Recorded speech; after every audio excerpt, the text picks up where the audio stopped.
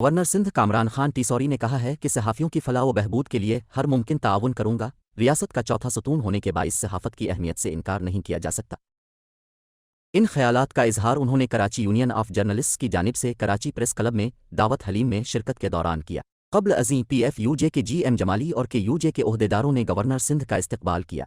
Governor Sindh ने कहा कि कराची प्रेस क्लब के अराकीन ने जमहूरियत की बका और इस्तेहकाम के लिए नुमायां किरदार अदा किया है। कामरान खान टिसौरी ने कहा कि कराची यूनियन ऑफ जर्नलिस्ट्स की जानिब से मेंबरान की हेल्थ इंश्योरेंस काबिल तारीफ इक़दाम है। दरीं सूबाई वज़ीर इत्तलात शर्जील इनाम मेमन ने कहा है कि इस वक्त 7 बज रहे हैं और 25 मिनट्स बाद असेंबलियां तोड़ने का ऐलान होने जा रहा है, लेकिन 25 मिनट्स पहले मेरा अंदाज़ा है कि दिखाने के दांत और खाने के दांत और हैं। इमरान खान में मजाल ही नहीं कि वो असेंबलियां तोड़ सकें, क्योंकि उनकी रोज़ी रोटी पंजाब हुकूमत से चल रही है।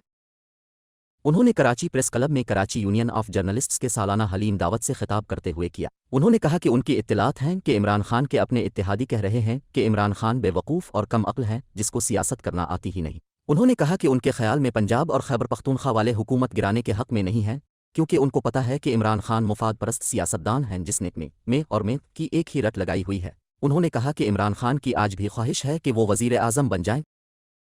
उन्होंने कहा कि इमरान खान पहली और आखिरी मरतबा वज़ीर आज़म बने थे, क्योंकि अवाम ऐसे नाअहल शख्स जिसने मुल्क की मईशत को तबाह व बर्बाद करने में कोई कसर नहीं छोड़ी वापस उनको कभी मुंतखब नहीं करेंगे। उन्होंने कहा कि उन्हें नहीं लगता कि परवेज़ इलाही, जिसको इमरान खान पंजाब का सबसे बड़ा डाकू कहते थे, वो इमरान खान के कहने पर पंजाब असेंबली तोड़ देंगे। सूबाई वज़ीर इत्तलात शर्जील इनाम मेमन ने कहा कि इमरान खान को अनकरीब बड़े और अच्छे सियासी सरप्राइज़ मिलेंगे। सूबाई वज़ीर इत्तलात ने कहा कि पाकिस्तान पीपल्स पार्टी ने हमेशा आज़ाद सहाफ़त के लिए जिदोजहद की है और सहाफ़ियों के मसाइल हल करने के लिए अमली इक़दामात किए।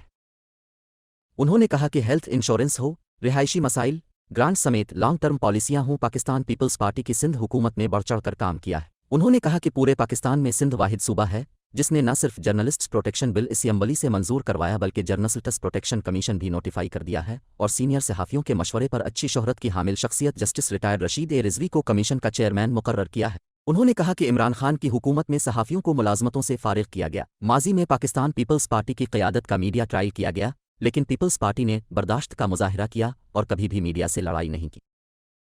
इस मौके पर सूबाई वज़ीर इत्तलात शर्जील इनाम मेमन ने कराची यूनियन ऑफ जर्नलिस्ट्स के ओहदेदारान सदर एजाज शेख, जनरल सेक्रेटरी आजिज़ जमाली और दीगर को सिंध हुकूमत की जानिब से 50 लाख रुपए की सालाना ग्रांट का चेक पेश किया। तकरीब में सदर कराची प्रेस क्लब फाजिल जमीली, जनरल सेक्रेटरी मोहम्मद रिजवान भट्टी, सीनियर सहाफ़ी और PFUJ के GM जमाली और दीगर बड़ी तादाद में मौजूद थे।